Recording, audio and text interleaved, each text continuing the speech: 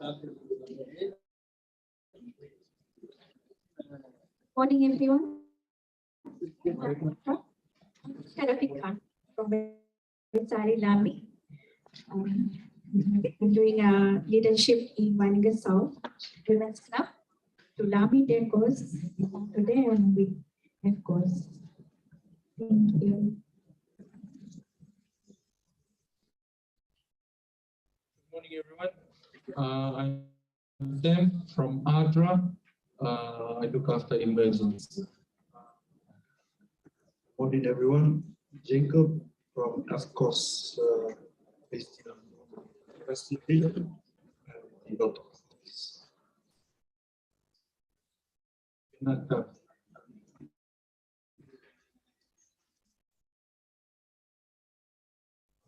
Was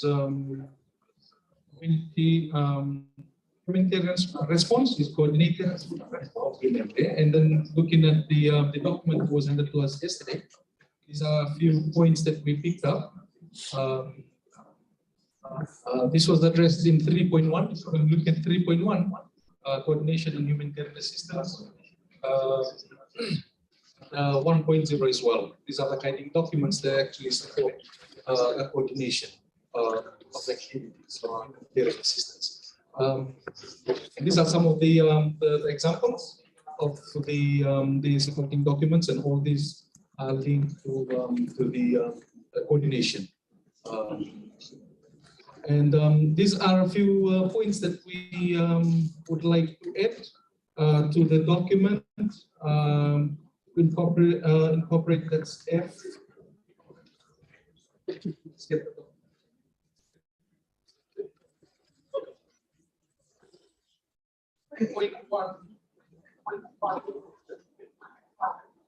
3.1F.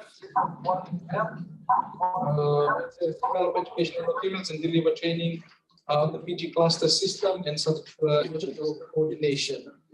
So it talks about only on the sub-national level, cluster system and the sub-national level. So what we thought is that can be incorporated or introduced in the school curriculums as well. That's what we thought. So that's a point we brought up. And 3.2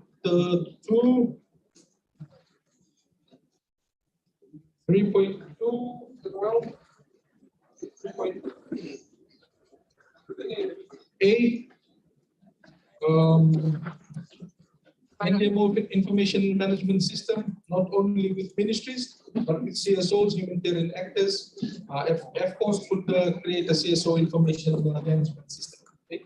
If you look at point A, 3.2, it says upgrade NDMO national information management and communication systems to ensure qualified staff to rapidly gather, exchange analyze, and transmit data and information between NDMO, ministries, divisions, and the Fiji cluster system. Integrate the NDMO information management system with ministerial sectoral information management system. So we thought that this could be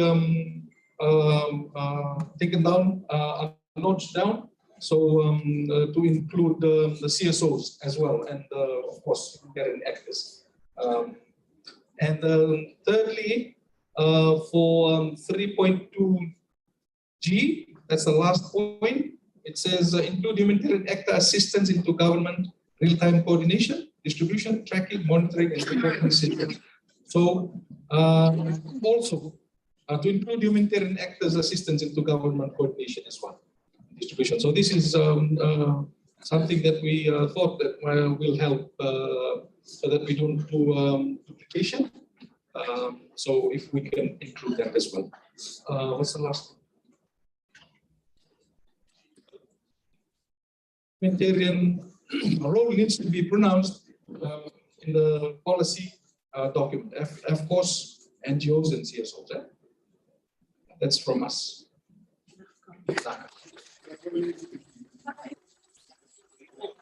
Any questions to the group? What was your humanitarian commitment? Sorry, the CHS commitment?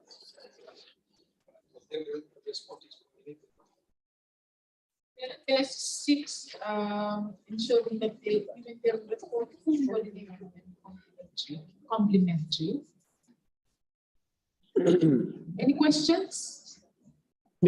Maybe not a question, but just an observation. While you're doing your presentation towards the end, then I realized that FCOS have the mandated role to coordinate CSO during disaster, and disaster is an extension of humanitarian work. And I think that maybe it's important to include FCOS's role in the humanitarian policy, because it is already in the Act.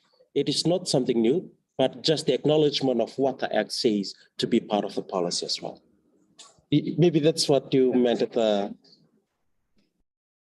Welcome, Timothy. You have to dance because you're right. All right, so any other questions to that? It's clear we know what complementarity means, eh? So complementary, eh? Complementary assistance. So we are not, you know, competing, but we are complementing each other. That's a good thing to remember, and I think they've emphasized it well. Thank you. Do you have anything to say to NDMO?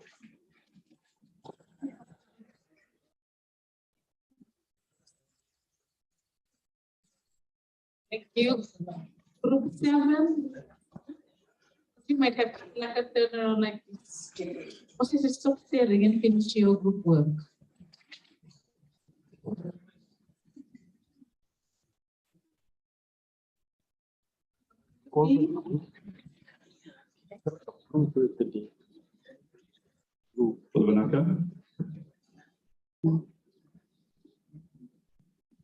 My name is Tim from the UK, and I work with WASH. I'm Anna, and I'm the WASH officer and COVID-19 response coordinator for Medical Services Pacific. For Group 7, our core humanitarian standard is in 7. Humanitarian actors continuously learn and improve.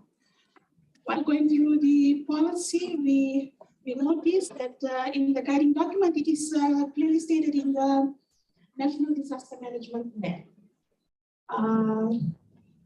But for the policy objectives, it's not clearly stated there. It's more focused on the beneficiaries or the communities, but not the actors, on ways that we can improve. That is something that we feel that the NDMO can work on, or maybe it's captured, but not clear.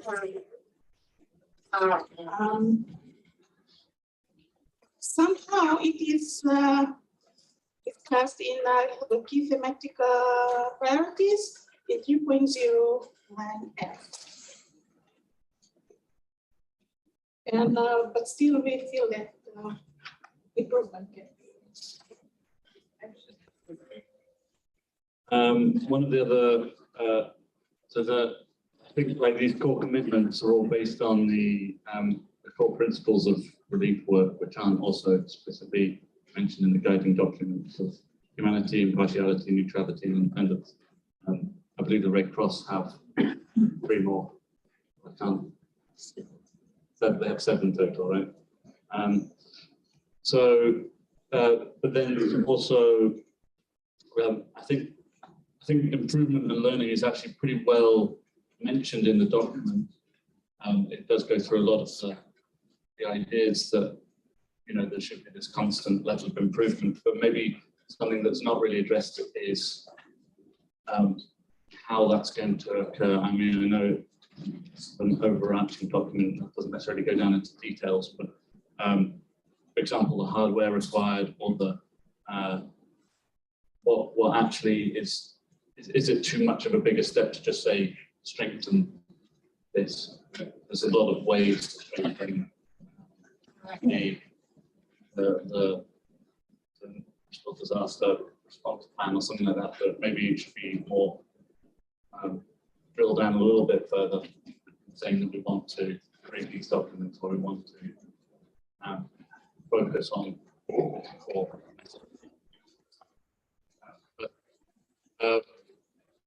The other thing was more focus on monitoring and evaluation, because that is what effectively feeds into the improvement. So go out, we do stuff, then we don't monitor and evaluate that, and effectively we'll do the same thing again the next time.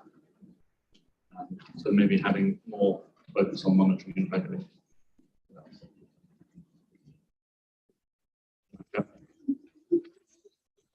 Any questions? Any questions? Questions? Hands up if you have participated in after action review workshops.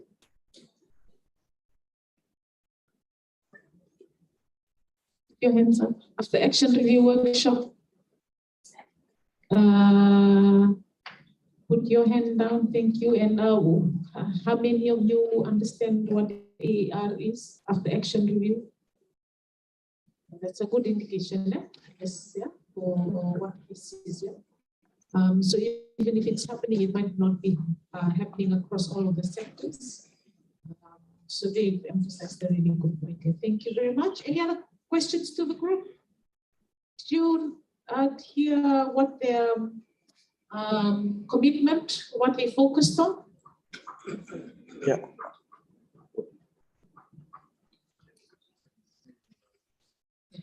Improve and learn. So that's commitment 7, right?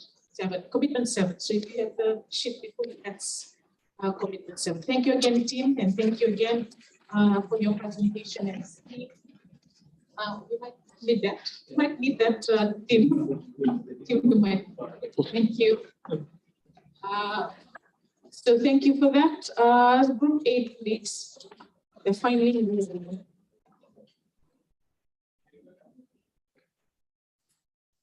Remember to introduce yourself.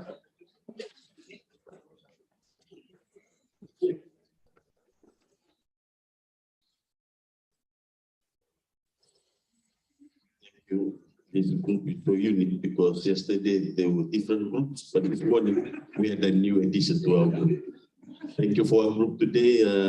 We have Neta Seni Corleo Bukalindi from Bianco, and Weka Joined from the Syntec Network.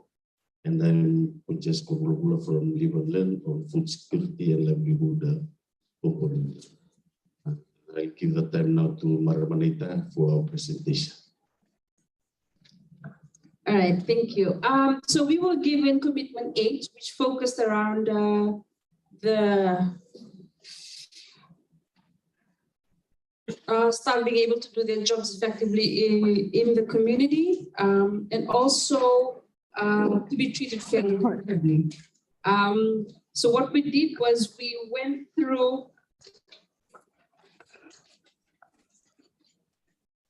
the matrix at the back, and so we decided that anything to do with the staff was highlighted in the key thematic priority 3.2. That was the only one that we could find out.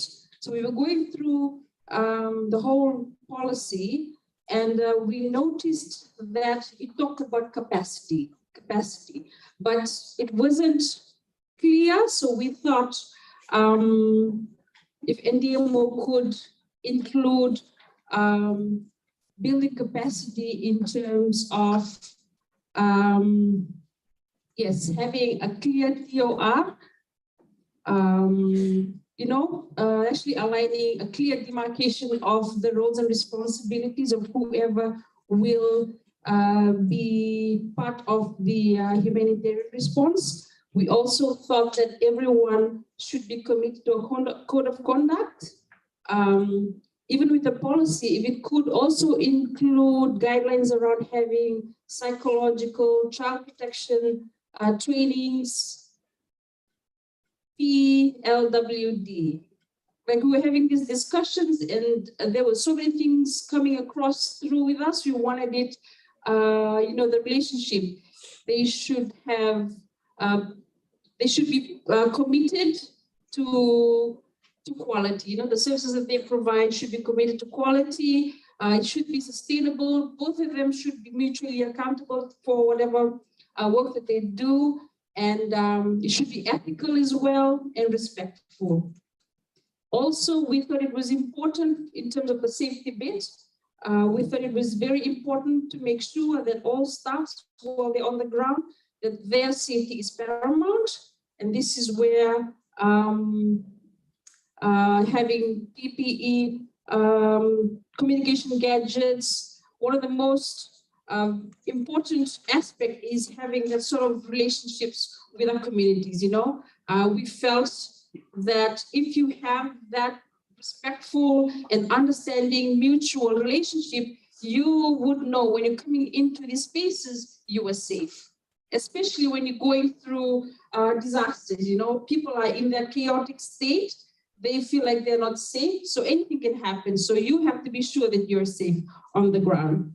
Also, one of the things that came up through our discussion was the importance of partnership, coordination, complementarity, the ability to be participating, recognizing leadership, and also capacity.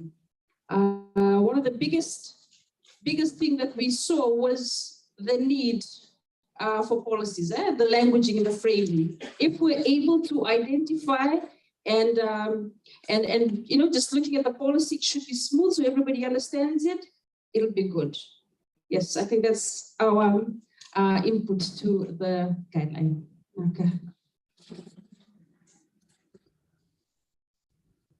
Sorry, any questions?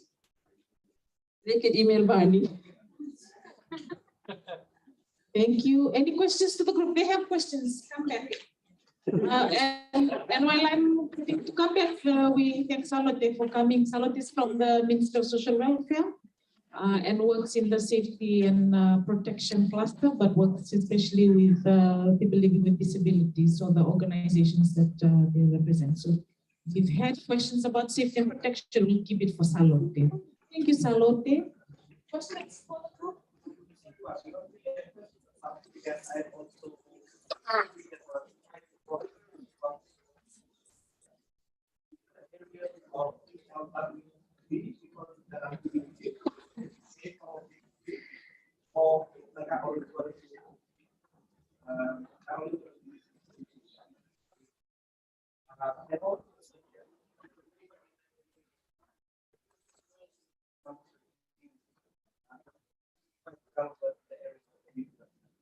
The areas people try to support.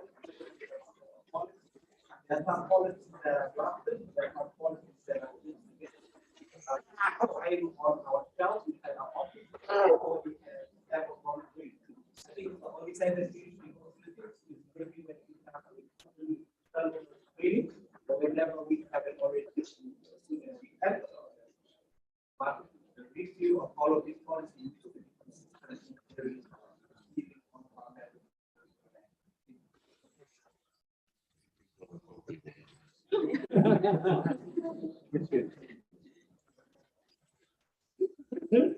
I think it's very important. Yes, I realize that that's a very important aspect of this whole thing. Yeah? And also, it's very important to understand the whole idea of inclusiveness. When going into these spaces, we don't only have people, but, you know, different, how would you call it? Yeah, categories. And so it's very important to be inclusive. Naka.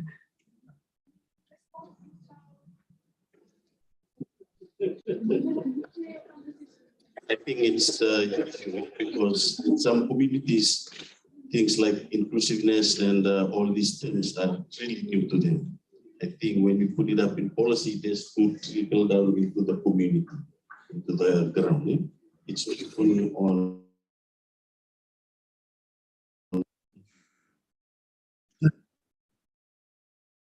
Probably ask like a follow-up question that them followers are never. How do you translate inclusion in the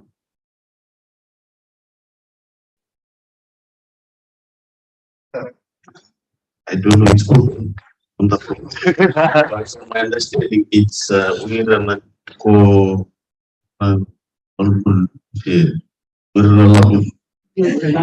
that's what I mean.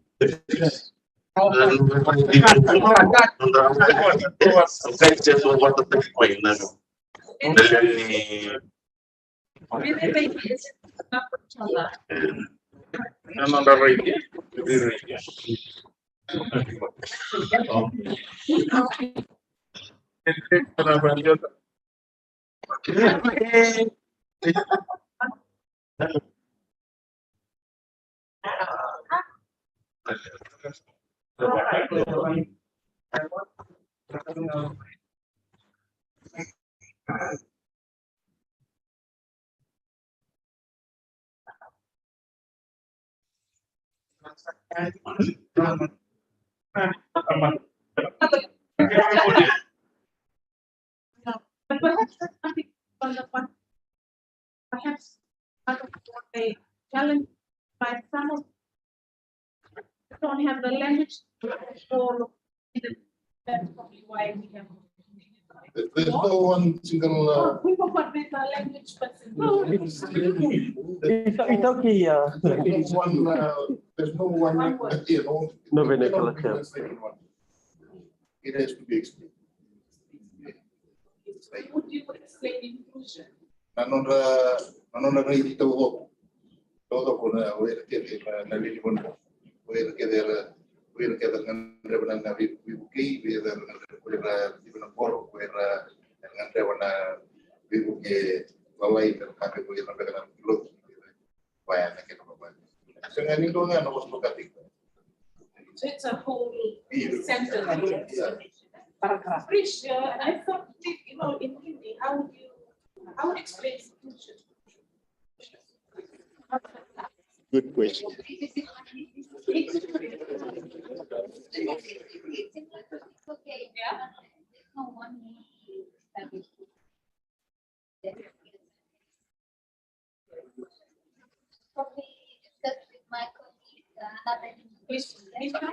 Over tea and then I'll share it with you. All right. So we're going to put it on our parking lot here. So if you have vernacular terms that you want, you think that it could be part of the discussion so that we can ensure that we get expenses that are global. It can be at least discussed. If we can talk about acceptable later or acceptance or, you know, when we're talking about how we will stream it, we have to start talking in local. Irrespective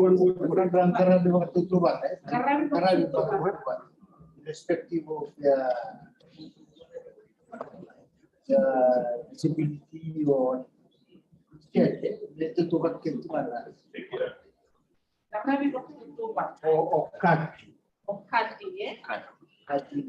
There's no harm to create a web rather than waiting for vulgarity to create. We're creating it now. This is an interesting discussion because sometimes we can speak at people about humanitarian standards or principles. And we will never get, you know, people will never get used to it until we translate it in local language. And what director said yesterday, regionalize it. I think that's part of the effect. Can I just add on? I think it's also this sort of platform is very important in terms. I mean, at policy level, it's very important to have these conversations. So we could, you know, these policies can highlight and bring out our principles and our values. And I think that this is really important. Probably at a regional level, it would be specific principles and our values. But at this level, our values and our principles. You know, having these conversations, you bring it up and they'll be able to implement it and somehow mainstream it in the policies. Maka. Right, thank you very much.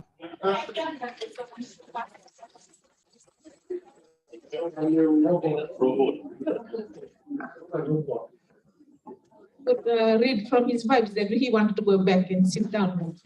There was a lot of questions. Group 9. Group 9. Mr. So as they're coming up, they're introducing themselves and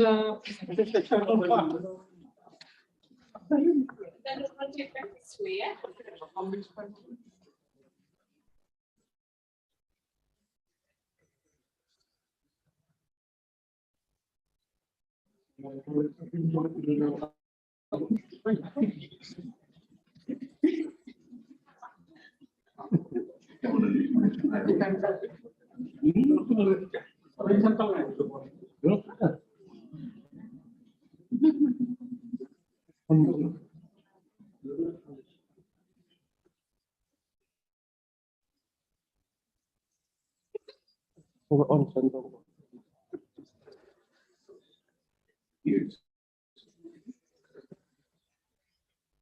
name is Kurwatu.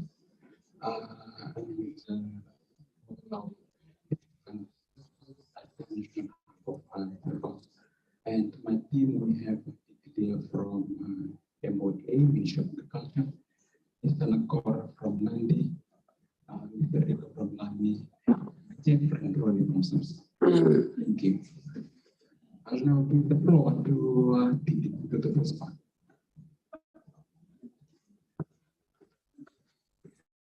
I didn't realize that I was the only victim in the group.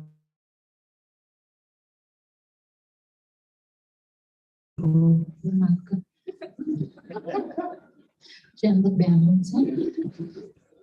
National Humanitarian Policy. I would like to highlight, the group would like to highlight a few things. First of all, this is a guiding document for any humanitarian partner or anyone that's going to be coming to assist the community or the nation of Fiji. But first of all, we would like to include the humanitarian standard in this policy. Secondly, there's the strengthening humanitarian policy. We also need to include the COVID-19 component there. And thirdly, if the definition of what humanitarian is, of what the green growth framework is, especially when you take it to the grassroots level. And what is disaster, if we all can include it into this policy. I know that I'm speaking from, please don't include me that I'm speaking from a government agency, but this is a broad comment. And sorry. System disagree with you. That's what the group has come about.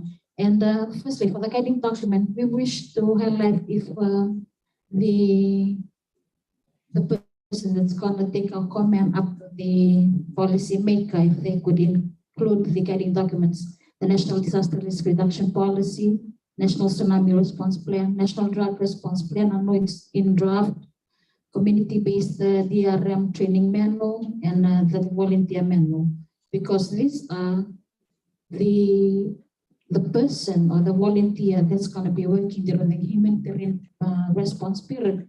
I believe this is their guiding document on how they will do their reporting.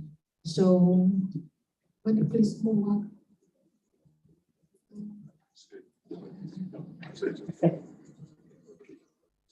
Also, for our policy objective, the team has thought if we could consolidate the policy objective. It's too broad. We have 5 policy objectives there. If we can reduce it into just 1 line or 2 lines, or just summarize the whole 5 objective into only a few sentences. And I will give it to our leader. The 3 key thematic areas, the guiding document should provide or clarify hazards and needs, for example. Go on to 3.1, coordination of humanitarian assistance includes SOPs on reporting, structure as an access to the policy. 2, to include a national asset stock take before disaster, example machines, vehicles, human labor, and office, etc. Mobilization of resources, provide assistance to those affected by disasters, must mobilize resources to provide timely, appropriate, and impartial humanitarian assistance. And donors and agencies must acknowledge that humanitarian responses must reduce future risk and further wider DRR activities. Next one, 3.1F to be moved to 3.3 because it talks about capacity building. If you look at the policy 3.1, open the more things there. 3.1F to move to 3.3. And enable all humanitarian actors to participate in common evidence-based needs assessment to mobilize and deliver adequate resources on a timely, predictable, and sustainable basis. Next slide. 3.2, National Information Management and Communication include SOPs procedure for communication and misinformation and information, information reporting system as an access to the policy. Another one is to, like most of them have shared, align the role of FCOS in communications. This is to came about when we looked at the 3.2C, include guidelines to avoid confusion arising through non-government reporting agencies. This is where we need to realign the work of FCOS. 3.3 include national capacity building, include lesson learned workshops on a multi-sectorial level after disaster in order to discuss what went wrong and what can be done to improve. 3.4 funding and financial monitoring is to include emergency response funds with all stakeholders and also include the monitoring component, who will provide the monitoring and evaluation in terms of the aid that's being received. Thank you. Any questions?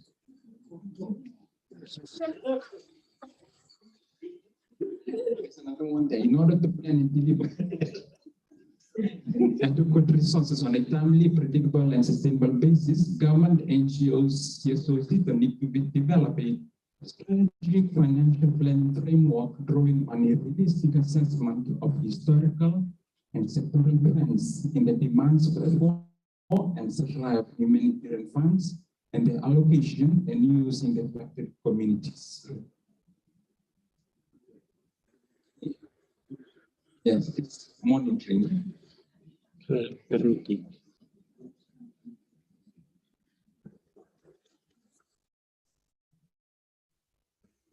Presentation. There are 2 questions and maybe 2 comments. For the monitoring and for the funding. All donor funds received for disasters. It comes to the Ministry of Economy. There's a fund called Head 50. All donor funds are received and disseminated to the government agencies for response. We also have the PM's Trust Fund, which caters for disasters. I'm not sure how it's done in the CSOs, but that's government is done like that. It's quite centralized. It's quite a tedious task to access these funds and talk with free. As civil servants would know it. So you can't play, there's no hanky-panky basically with the money. To be blunt. Could you go up to 3.2, please? On the communication. Communication SOPs. Okay, just to clarify, when you say include SOPs for communication and reporting systems, what exactly are you talking about? Like for us at NDMO, when we issue warnings, it's done through our official social media platforms and the government webpage, FG government webpage. That's official information. And we also give it to the mass media, radio, television, newspapers where possible. So when you say SOPs, what exactly are you referring to?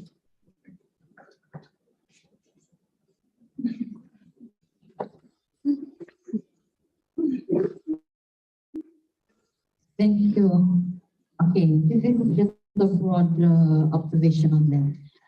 For example, when a disaster happens, there are some other agencies that would create fake accounts whereby they would be providing you weather updates. I hope you've come across that. So maybe for that issue, that's where we would like to raise, if there's a standard operating procedure and the people of Fiji could only listen to the government of Fiji web Facebook page or the Nanti Weather Office rather than listening to any other fake accounts whereby they are misunderstood during the disaster. We're That's- encouraged that, Yeah. that listening to unofficial information. Unfortunately, some people don't listen to the advice. They listen to other advice from people who are experts in the field. So and when that comes from the Fiji Met office, we need to take what they give us, not from any other international organization, only Fiji Met. From there, we issue warnings and advise what advisors. I think it's pretty straightforward.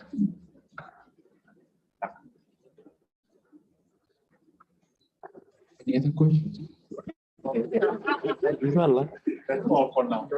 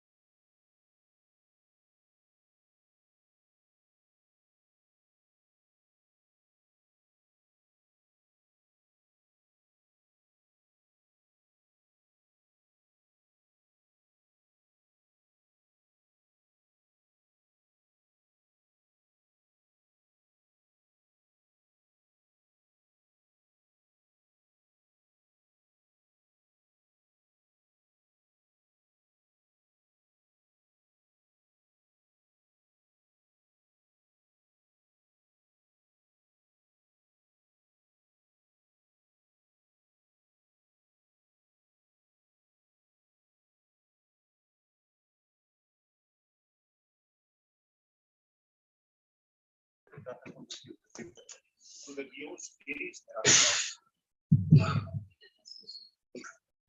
Yeah, I mean, I guess it depends on what kind of data we're pushing out. If it's technical, scientific data, it needs to come from like technical agencies and through a law. So when it comes to it's great that Met has it. I'll be honest. Governments, the official Fijian government page is pushed out some really worrying PR in the past. This is why we have to go straight to the scientists, for example, or the practitioners at NDMO. And this is why we know, and Mr. Lawat probably support this. The communication it's vital for saving lives. So this is why we sometimes it's flat, and if you cut through the cloth to get to Fijian, or cut through the cloth to get to NDMO.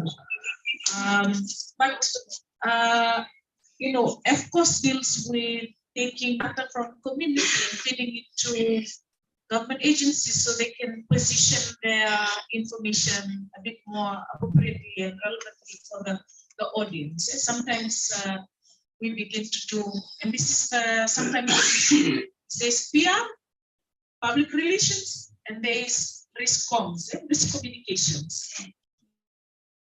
Right now we are having to filter through that. So this is a great reminder, and where we found weaknesses, EFCOS is trying to counter that with community observation reports. Sometimes you don't get the world we want, but we have to work with within those limitations. Anyone have anything to say about this, Josiah? Funding and financial monitoring, or and it's great that they've brought up this point, which was brought up by the last field group on monitoring and evaluation and learning, I think. Learning, yeah.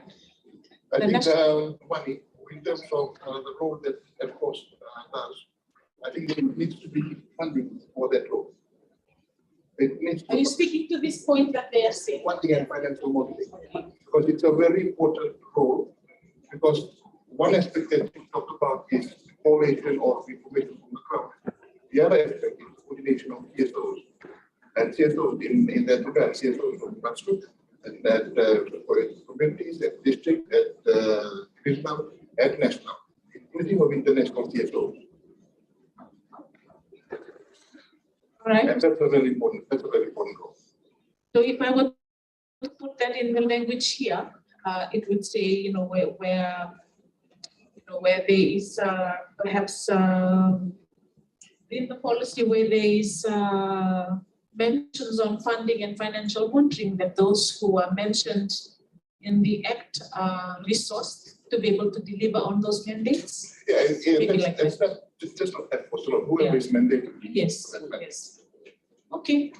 Are you noting? Are you noting that? You're noting the feedback. The feedback is that it might be good to also put in there that those who have been mentioned in the Act to deliver on certain responsibilities are also resourced. Yeah, because like Ministry of Agriculture has to put aside 10% of their funding as a separate thing. Yeah, okay, thank you. You agree, Group 9? Yeah. Please let them go in, please, because they're giving me the look. Oh no, you have more questions. Array, why are they not standing? I just have a question that is directed to NTMO. This with regards to the consideration that is made if there are first responders of PFP personnel that are being deployed. It comes from point 3.3, which is national and local capacity building, so lessons learned.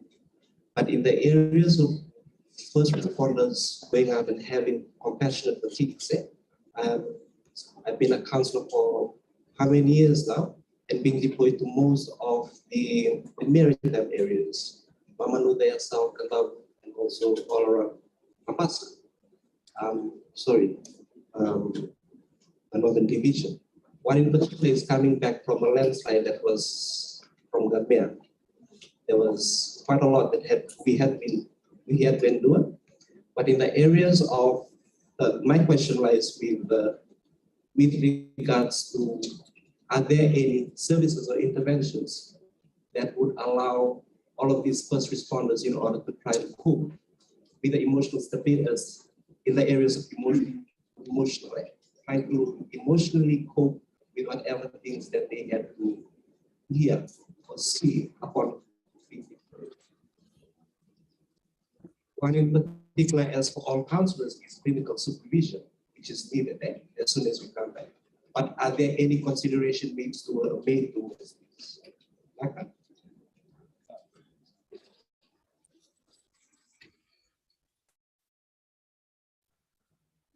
Okay, for that question. Very important welfare of our staff, our own best responders. We do not have anything formal as yet, but we are fortunate that we have partners such as Empower Pacific. There are quite a few agencies that support us in that area. We were able to convene a few trainings in the past, and we do hope to do more of that in the future. So that's one of the key considerations that we are taking on board. And I think Gavin will move on to the traditional ways of traditional coping mechanisms, cover and all that.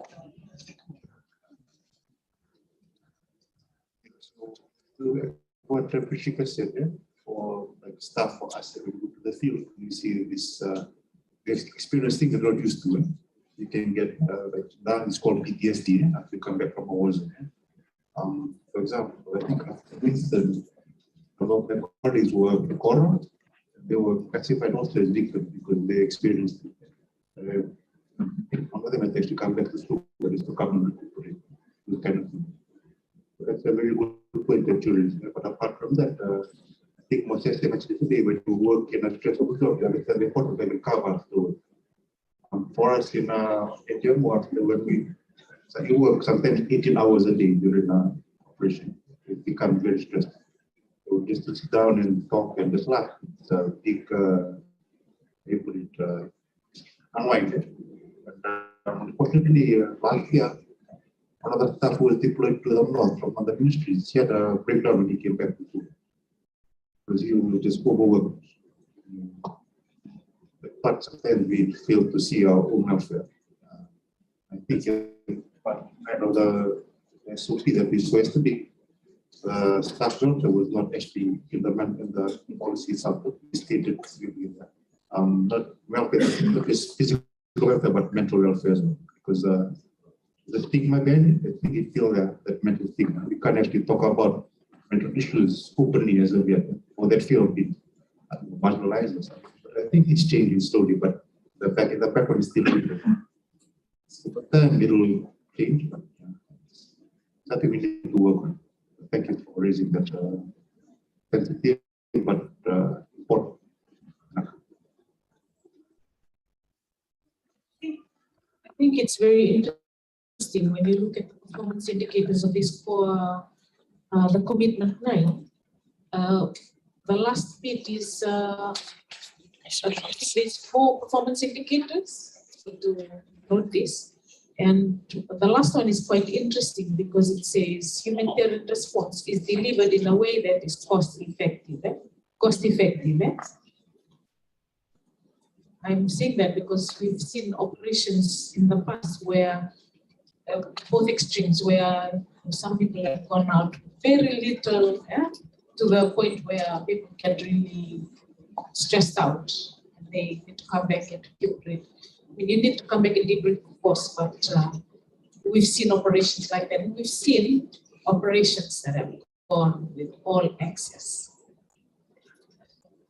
So it's important that we talk about, balance as well. So while we're protecting our staff, while we're ensuring the welfare, but the perception of communities, because when we did this project during Tisiasa in Kua, and the feedback from community, and it was the first time we tried to do that, and the feedback, in fact, it was across CBN, that from communities about what they were seeing, there was a community rep who said,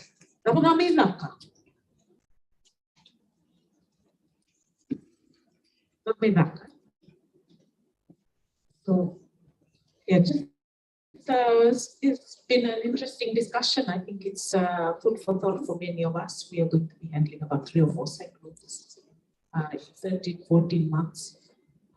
So it's good to always think about these things. Scary.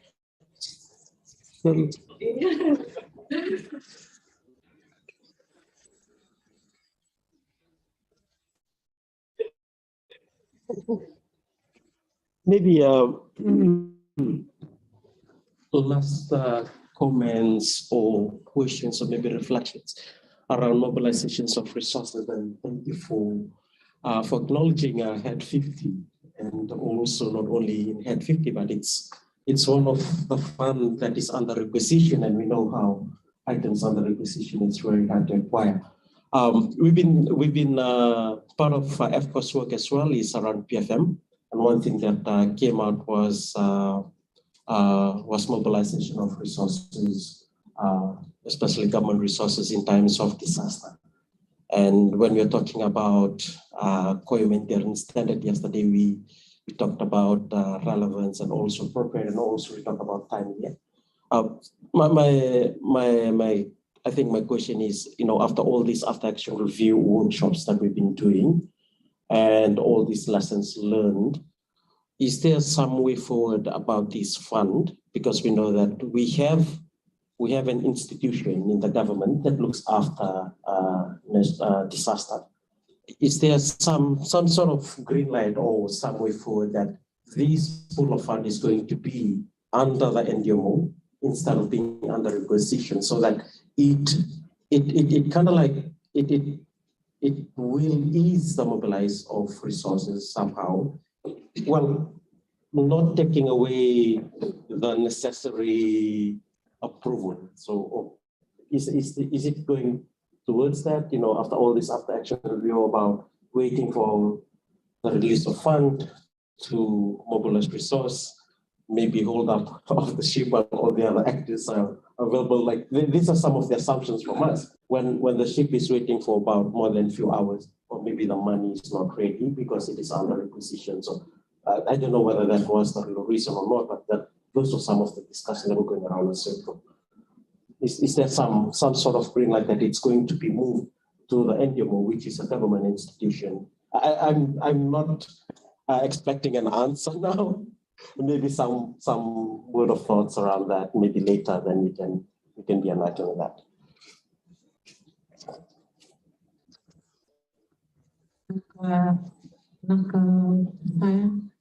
Are we happy to move on or do?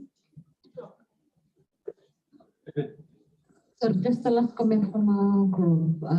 Since we are talking about resource management, we should also consider waste management when providing assistance to the communities. Yeah?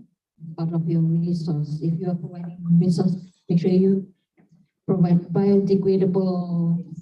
It's in the sphere. Yeah, thank you. What's listed as our organizational responsibilities. And what it says is that we use so policies and processes governing the use and management of resources are in place, including how the organization under C B uses its resources in an environmentally responsible way. So hopefully we're doing that with our bottles of water. Not really, yeah? Okay. Thank you very much. Can we give a round of applause for being so patient with our questions? And then I'll move on to group 1 or group 3, and 2 and 3. Yeah.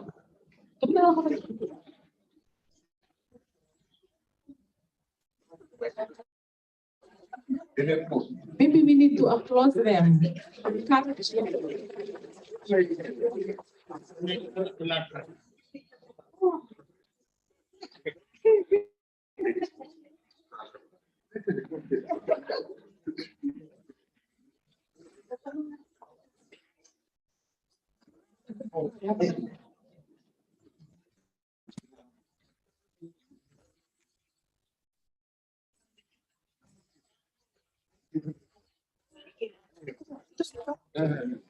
Before we start with the secret results of the game. My name is Kevin Mentava. I'm with the India Move. I look after the maritime region as a government officer for India. I'm Melika. I'm originally from Ra, Fiji Council of Shishis. My name is William. I'm originally from Ba. I'm with the Global Production. I'm a volunteer for of course. At the moment, I'm lecturing at the University of Fiji. And at the moment, we are open for enrollment. And for information, we are taking people on short entry. Oh. Yes, yeah. Diploma in Itoke language, a Bachelor of Arts in Itoke language, Bachelor in Management, Bachelor of Arts in Itoke language in Accounting, Bachelor of Arts in Itoke language and IT.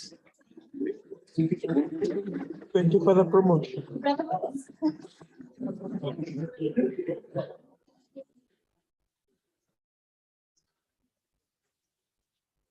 So, to correct a mistake from yesterday, part 2 of the standard. Ensuring the response is effective and timely. In our discussion this morning, I noticed that we were talking about response a lot. And what the timeline was one issue that came up there. The country had to focus on preparedness, so pre-disaster. In our opinion, that maybe instead of thinking about response, how about you focus on advocating for preparedness before disaster? We say preparedness ensure that your household and your family, your community can sustain itself for as long as possible after disaster. The reason being is don't depend on anyone. It's dependency culture or handle mentality. That was one of the global. I think we had this moment. Also, the policy, part F and part G. This is quote from the policy. Part G on page 4. Humanitarian actors, assistance in government, real-time coordination, distribution, tracking, monitoring, and reporting systems. So for us in the government, we depend on our DOs and PAs for information. So we try to advocate for CSOs to work with our people on the ground. Because as in Suba, if someone tells us there's 10 households in a village in Kandavu, we'll believe them because we wouldn't know, we haven't been there. We depend on the DOJ and POP to give us context of the situation. We've received reports at times when the damage is overstated. So we take assistance for 20 households, we go to the actual community, there's only maybe 15. And we ask to run where's of the 15 households? They write that's like a misinformation that we received.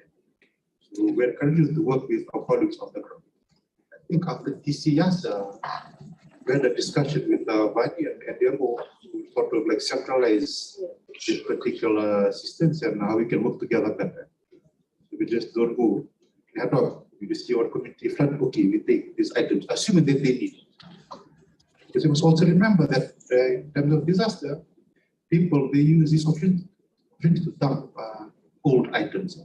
Not just people, but also countries. So if we declare disaster in Fiji, countries from overseas, they'll give us stuff, but sometimes we check the clothes, when it's either used, it's dirty.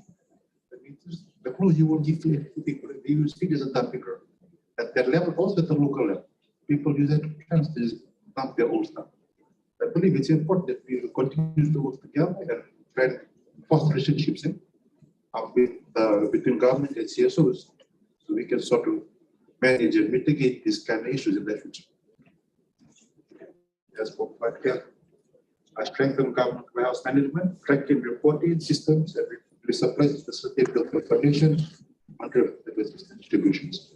So what we're trying to do now is look into technology to try and track relief items. So like, for example, barcoding.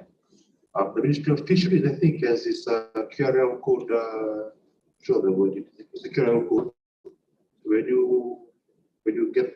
they buy fish from fishermen or the suppliers in the field, they can actually track it, where the fish was caught and where it's been sold. And a local company does it here locally. They're based in Walubi. So we have two consultants from Australia funded by DFAT to help us with our tracking of relief items. That's one option that we have. Another one is this Casacuda system. So with the future, we might secure funding for the government of Switzerland, Sweden, help us with this. So we have two options to track our relief supplies. To ensure we can actually acquit for them, one, and ensure that we do not give the people in need rubbish stuff. It also adds to their stress. And in funerals during disasters or during COVID, we give out, say, rice when it's torn, when it's wet. They'll take food with it, put it on Facebook. It's not the government giving us assistance. It's unintentional on our side, but it can be politicized. We're mindful of these things. So it all comes back to us, the government, and CSOs working together. That's it. My colleagues, Melaka, if you have any questions, you can ask him. He's right for one. There's That's humanitarian, sorry, CHF 2. Two. You had a question? 2? See, you see. I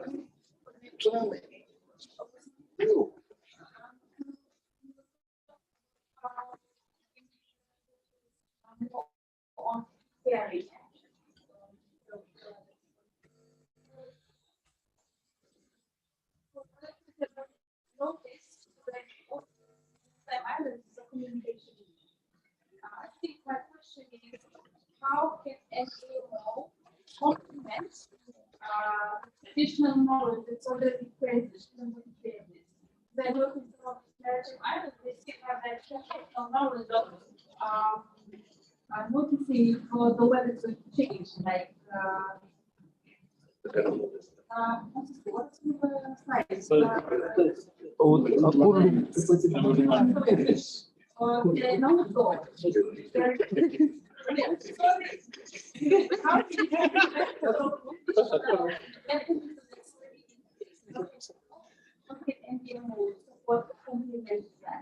It's recorded through the Institute of Language and Ethiopian Language and Culture, but it's not being taken into consideration to be put down as a policy. It's there. The documentation is alive and well on this traditional knowledge, but to change that into to make it a policy, that's another different official together, because right now it has to be considered under the Silver Pinimono. And the Silver Pinimono is what they've just done for the last 15 years. They've recorded all those traditional knowledge. It's there at Ministry of Interior Affairs, but it's very difficult for them to give it up because of the tangible and tangible ownership of those information right now. And it hasn't been taken into Parliament to be passed, so that can be, it can be accessed to us, because if you have your information from Nukutoria, only you from Nukutoria, you're accessible to it, and not any other persons around this. That's the issue. Okay? That's the issue. In Runda, if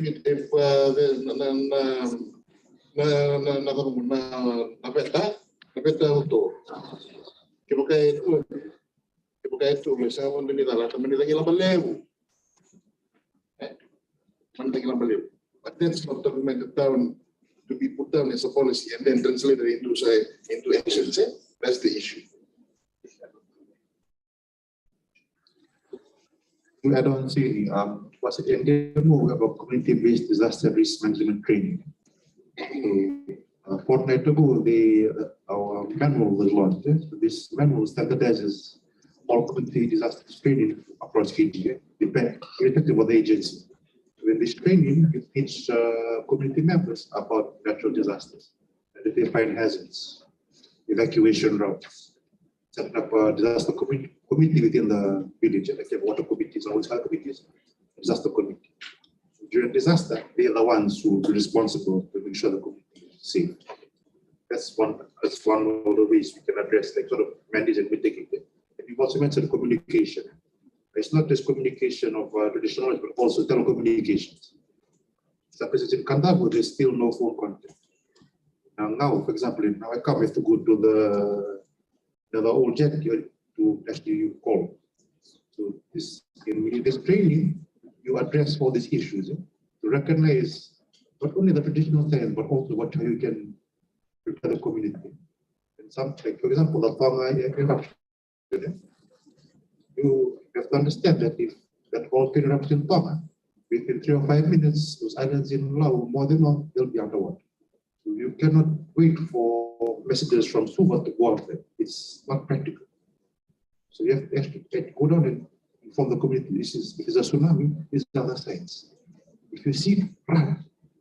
That's simple. Don't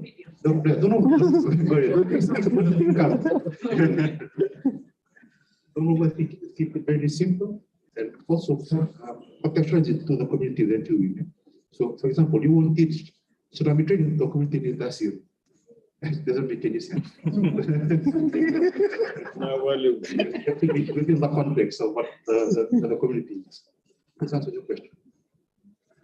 I think we are. The manual is the way we can strengthen the standardized things, like how we have SOPs, faster distance, similar concept. Yeah, and no idea about that. I think one of the other things that we have to remember is that, we build these plans around hazards that particular community faces. So, like for example, in Medan City, tsunami is not a hazard that they will prepare for, but flooding is, landslips. In Laos, definitely tsunami. Droughts because of water. So it's about understanding the hazards that exposed to a community. Sometimes that's very geographically or contextual, like you say. So I think it's understanding that and developing models or guidelines, manuals, and making sure that it's decentralized as much as possible. So like Director said when she came yesterday, because at that time I was just looking at Twitter and people were saying, Endemo hasn't even sounded the alarm and all that. And it was a really good statement that she said here. She said, we're not going to sound the alarm just because Suva Public thinks that the alarm should. No, they're actually policies and manuals that we follow. the categories of risks posed to community that determines whether we sound the alarm. It's not based on because you think it's simple, you know. And if we understand that as practitioners, we are able to roll that out to communities as well. And I think one of the performance indicators that's important to talk about here is timing, quality, and quantity, because these are, you know, you have to find a balance, because sometimes, you know, you want to go out and help immediately, but is what you're taking up to the standard, the quality that is required by that community, because we're not talking about help because it feels satisfactory. We want them to be able to be strong or resilient. It's not about you, like I say.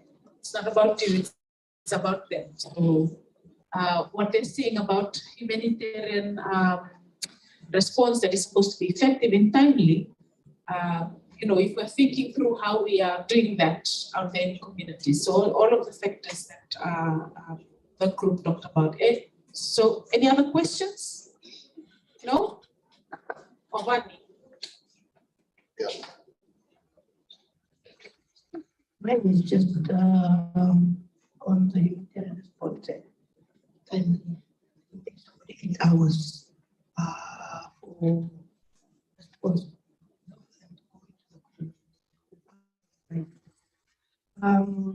Me, those who live in the islands, most isolated areas, sometimes after 48 hours, the water is still up.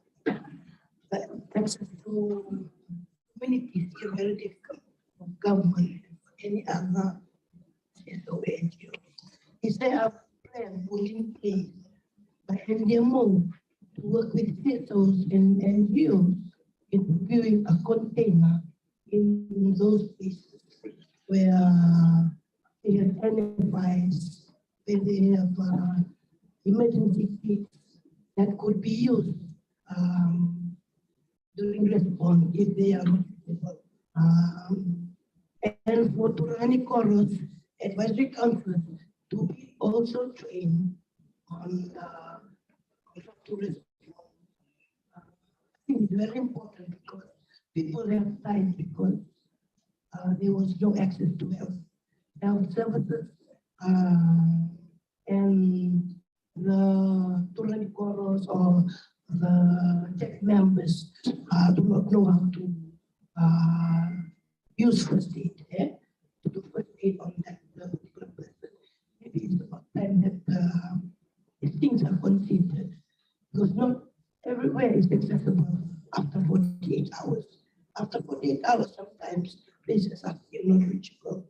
If there's my recommendation is that and they move with the CSOs could have advice or emergency kits and also training to be done. Some of the Turani colleges don't have proper tailors. Yeah, they don't have walkie-talkies. Those are some of the things that we need to do.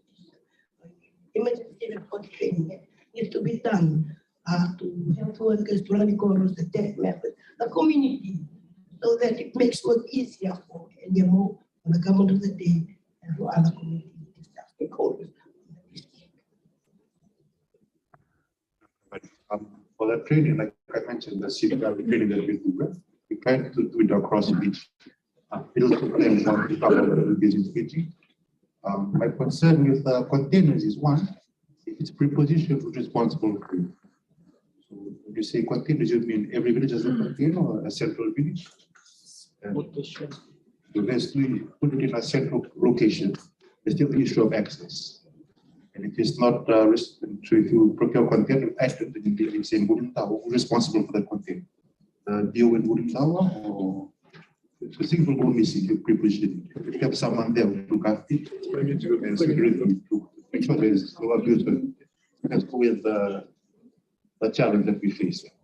Of course, the cost. All comes back down to the cost. It's practical or not. So that's why we focus on preparedness. Prepare the best you can for disaster. And obviously, you know your village better than anybody else. But evacuating, says tsunami or landslide, all of these things. The focus is on preparedness. Sometimes the evacuation centers are not open. Preparedness. So you Tell them not accessible.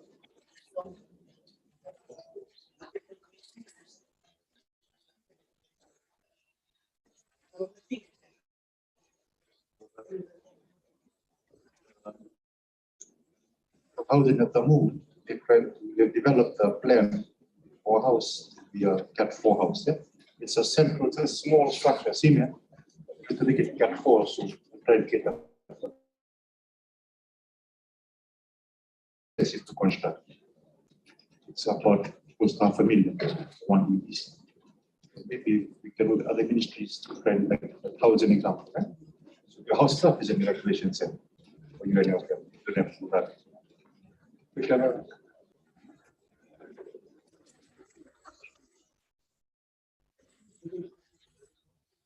Thank you, Vani, for the question. I hear your concerns. And just to add on to my colleague, what he has mentioned, for pre-positioning of supplies, we do have a plan.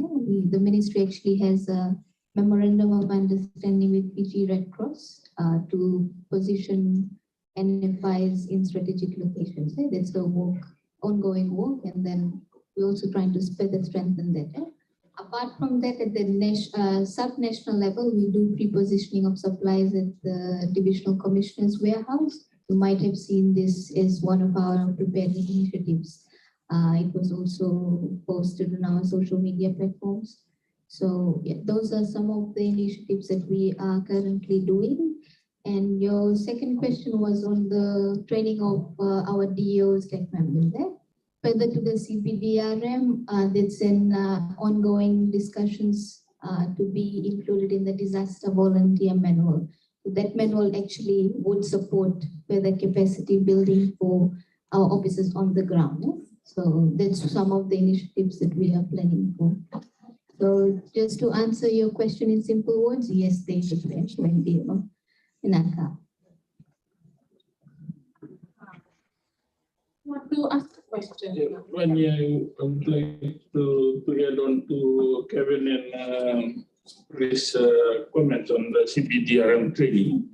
It was launched about 2 weeks ago. While putting together this document, my team did focus on a number of documents that are already in terms of preparedness and response. For the CBDRM manual, there are a number of products in there, the outcomes. One is to form, going down to the community, and for the community to form a community disaster committee at the community level, whether it be settlements or in villages. And when the committee is to do, and secondly is to have a preparedness plan, what we are going to do in terms of preparing. And then a response plan, what we are going to do in when the disaster strikes. And also part of the response is the IDA, community IDA forms that is also in the training. And that IDA will have to be conducted by the community rather than waiting for the responders for us to come down for IDA. The community, through the committee, will have to do the first IDA. And the whole focus of the CBDRM is to transfer the ownership of resilience to the community. Build the community resilient by the community themselves, because they know their village well, and they know the vulnerabilities, the risks, and also while going through that, then they will need to link to the DO and responders in terms of the humanitarian interventions and the development programs that need to be put into the community to build their resilience. And that is why we are promoting the CBDRM because the ownership is going down. We put it in Turkey. There are so through the committee, and also in the training they have that they walk through the community, identify all the hazards, the vulnerabilities, and the risks, and put in place plans, preparedness plan, how to mitigate those risks. And once the disaster happens, they have a response plan that will guide them, inclusive response plan that will guide them, and the responsibility and the role of people in the village be able to. And also, they will have at the end of the exercise, the training, a simulation exercise. There's a flood coming or a cyclone coming, what they are going to do. And we were talking last week. We had a workshop at Holiday Inn last week. I think some of the participants here were there. And how do we the continuous exercise?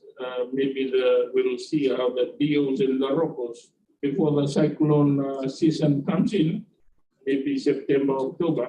They do exercise of the communities that have done the training. Also, part of the training is to give them the resource, the vest, hailer, and there's I think PCDF and ADRA is rolling out this training for India.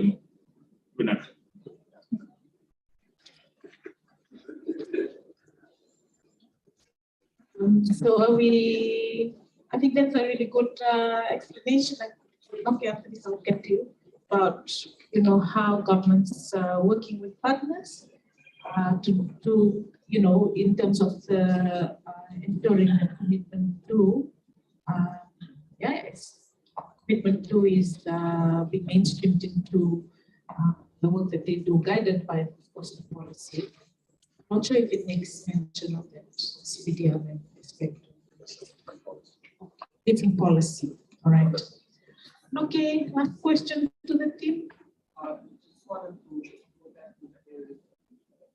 Every possibility is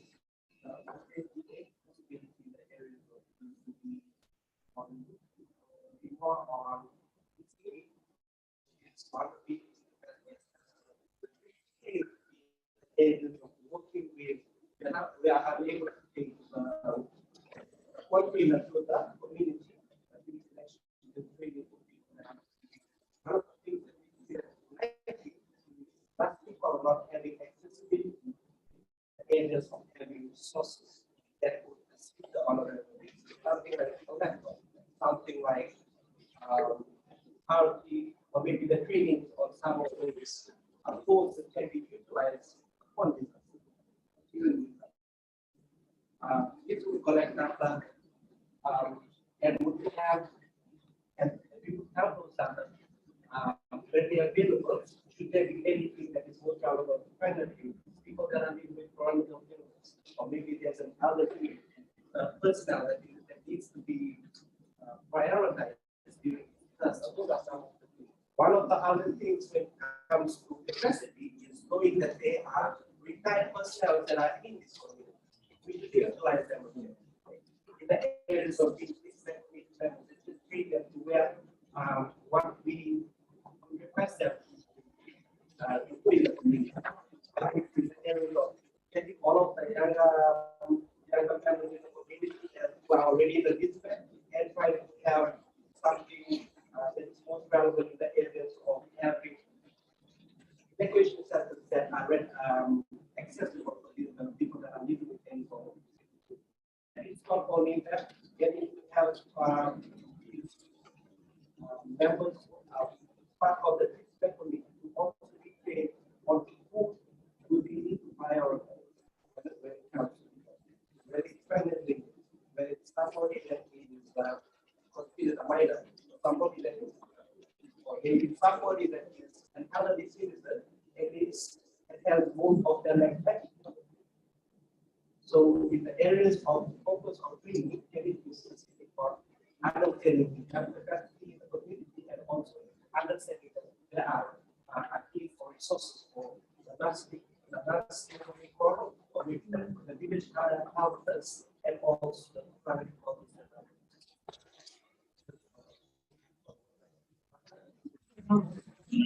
You might be referring to under commitment to research action, and that's 2.1 within this book.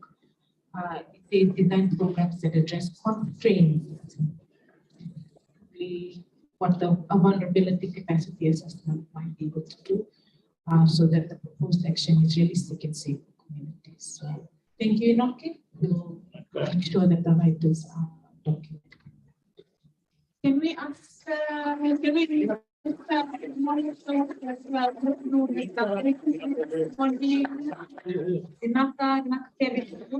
then we'll ask Chika and group for commitment 3, which is communities and people affected by crisis are not negatively affected and are more prepared, resilient, and less at risk as a result of humanitarian needs.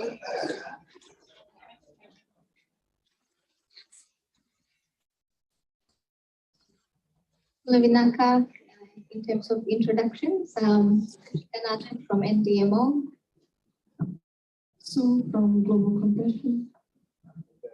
From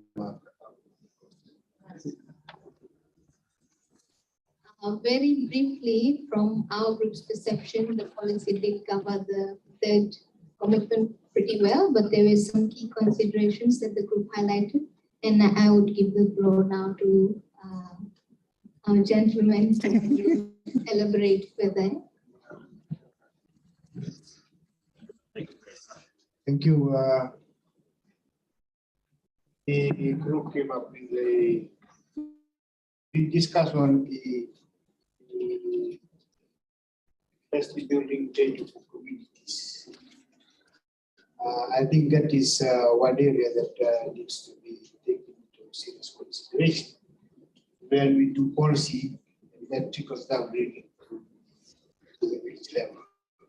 And I agree with Mr. Rawaki's point that the village level themselves needs to be trained and have a plan in place so that that can complement with the government assistance and the government policy. My experience in the last few years, Winston, Katago was not affected, and next one is the elders and the Turan Corps. Before the cycle, they shared themselves with what to do.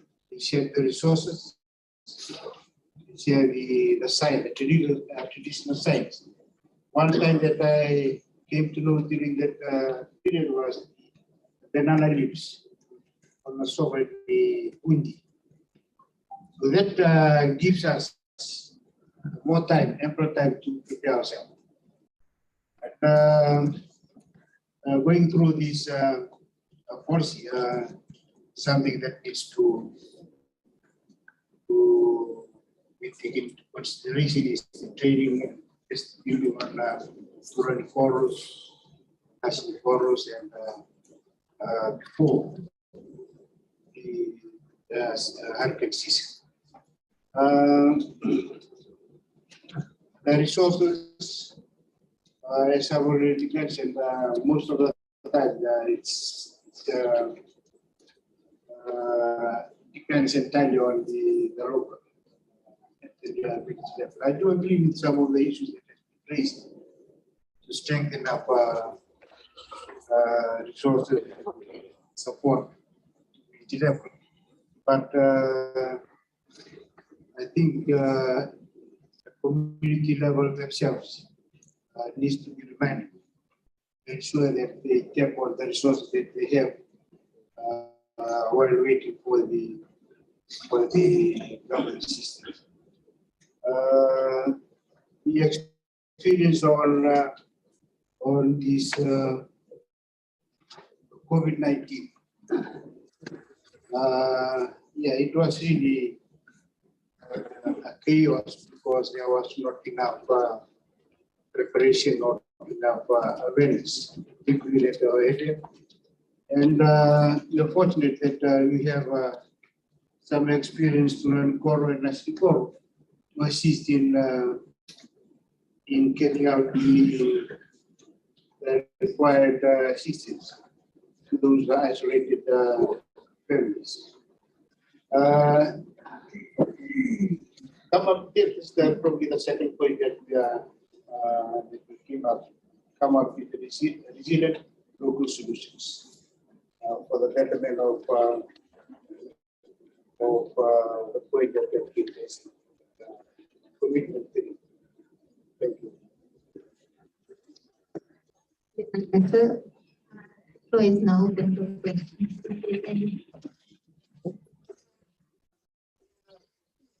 Questions to the group? Very brief, but I guess it's something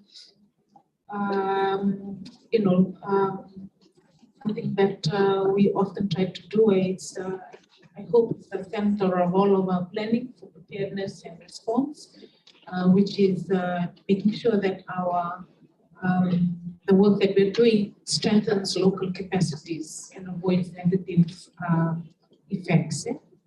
And they've just gone through, it's very brief, but standing here, you might as well raise your questions here before we go in for tea. I think the idea of localization, we don't unpack, but when we present it as CBDRM or when we present it as training for fronting corridors and asking corridors, it makes a lot of sense. It's basically what localization is about, but it goes beyond the Toroni Koro and the Nasni Koro. It goes to making sure that we train the next generation. An interesting thing in Muslim where, Bessa and I have worked in, where this community has had to deal with, trying to avoid mining in the community. And for 60 years, they've effectively managed to avoid being mined. When there's been exploration there, government has never successfully issued a mining license in this community. But it's surprising because the same level of knowledge that the elders have of prospecting companies. Boys, young children also know. So when you ask them, what does acronym say? What does NJV stand for? They'll say, Namus the shared knowledge. Namus has never been mined or have been issued a mining license for whichever companies. And there's been several companies, Japanese, Australian, but they've never been successfully. And that's because a lot of what we often take for granted, where the conversations remain within the adults or the elders. The young kids are also, they are trained into that. So activism is in their blood. So when you ask them, what food can I get from this particular place? They will tell you. That's because they've sought to protect the sources of food and water. So here we are sitting in Suva. There are groups of people up in, and it goes right down to children who know the importance of protecting the water. And that's basically the same thing. I think that the group is trying to allude to here. I think it would be interesting one to look at localization and also resilience in that aspect. Because looking at one thing that COVID-19 has brought up is the traditional revival of the traditional resa, and they modernized the traditional resa. So they've done the resa with the rice cookers and all this. Some ended up at the station and resa. And the it has brought back the again. Having said that, one thing that you actually lost in terms of the community when we look at this is that we actually look, usually used to do shifting cultivation, traditional traditional irrigation system, and environmental shifting, yes. needs something done again. These are the mainstay of how we survive in Pasig, and that's why we manage to always go green and always help the environment, moving from one place to another. And I think this is high time when in this sort of forum where we reflect, we discuss, so that it can be done at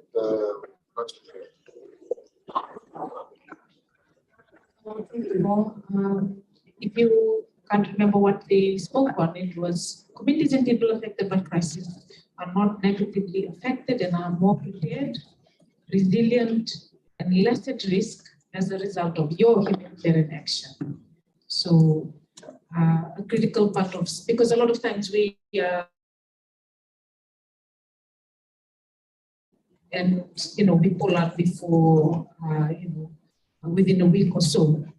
We don't go back until months later, and sometimes they tell us this is how it's been, or this is how it's been unhelpful. Worse still, sometimes we go into welcome Anthony Blake. Welcome, Salute.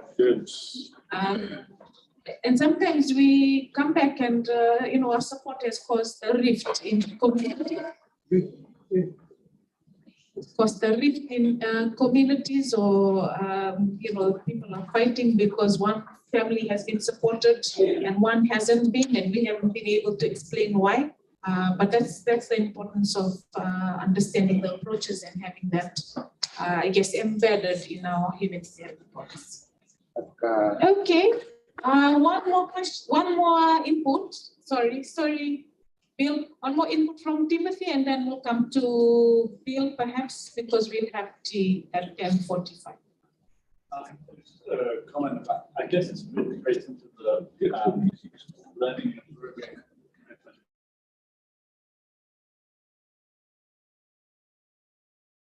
Yes. And also into the capacity building of the community that gets forgotten by policies, that instead of being necessarily all the information has to come downwards. But learning and improvement actually comes from the communities, because someone comes into a community and says, okay, we're going to build this water tank here. Maybe a year, 2 years before someone had already done it, and it was just in a flood-blown area, and the water tank's gone now. And it's only the people with the most knowledge. And so including in policy that learning and improvement is just going to be some top-down process, but actually it's going to be going to communities and learning and being able to well document so we can all learn. So one person goes in there, might collect information from the community and learn from that community, and then bring that up.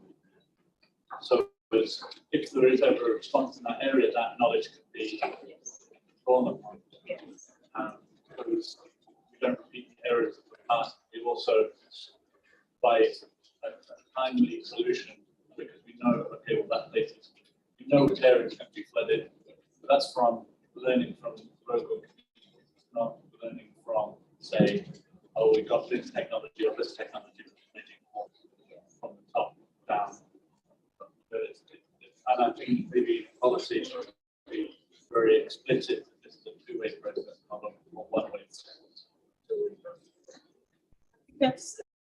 That's something that the room will agree with, is the two-way process. I think that's what people have been saying throughout the 2 days is, yes, there are systems in place at the government level, but is it informed by community experience? I think that we're coming to an agreement that there needs to be a stronger emphasis or explicit mention of that communication in the policy. Bill, last word to you. I'm going to comment on the building resilient community. Like Antifani said, from part to top. We can only do that if the communities themselves take the initiative.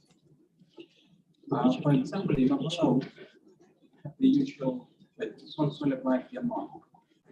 there's a biannual photo to work together. Yeah, by the women and also the men. They have that done biannually. And the women inspect the men's farms, and the men inspect the women's houses and what they have for to be resilient. Eh? Those are some of the key initiatives that I've seen as a community practitioner for the last few years. I've been in North. That's what I've noticed that we've done, the resilience from the community. Taking the first initiative, you encourage localization on resilience, building resilient communities. Bill, what I might do is, Billy, can you put up station and notes that with the terms, that the Hindi terms that we are, getting out of this discussion, because it might be something that we can find, work on later on, or we can probably include in our submission as well to government. That these are concepts that are working at the local level, that must be also acknowledged in the policy, because in that way, when there is a need for resources at the local community level, it's already in the policy. So thank you for that comment. I will now bring this discussion to an end. I've covered all 9 groups. So pat yourselves on the back. I think we, for those of you who are just joining us, the intention is to what just took place over the last 1.5 hours is a presentation from the groups that broke off. The participants broke off into 9 groups according to the core humanitarian standards, the commitments. And what they did was apply those commitments to the humanitarian policy to see where there were strengths and weaknesses. And the groups have just presented that back. And so the team will take that in and will document that, because after that we will make a submission to the Disaster Council on the need to kind of align the policy and perhaps even get the review going and make sure that the review is more robust. So thank you again, guys. And for those of you who have just come, there's the program as well. While you're having tea, remember you'll be presenting, so don't eat too much, like some of you did yesterday. You'll be presenting on this. Idea is to really triangulate some of what we heard from government representatives yesterday, and some of them are still in the room, so it's good to have them back. We want to see how we I know there are policies or terms of references or SOPs that cluster leads have put in place, but whether we are applying it is what we're going to hear after this. But first we'll hear from organizations and how they're getting involved in the cluster system. Thank you. Tea is served downstairs. You have 15 minutes, if you don't mind, for Jesse. 15 minutes.